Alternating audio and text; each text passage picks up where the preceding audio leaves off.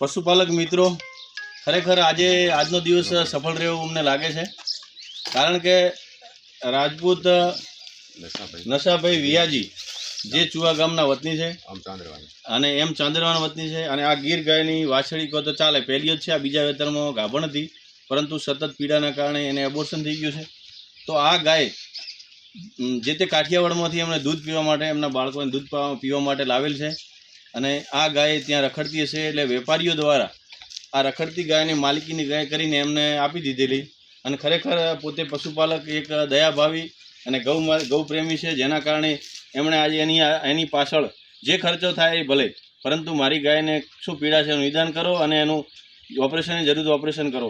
તમે પહેલાં વિડીયોમાં જુઓ, પેલા પ્લાસ્ટિક પડ્યું ડોલમાં, એ ડોલમાં એ પ્લાસ્ટિક એટલાના પેટમાંથી કઢાઈ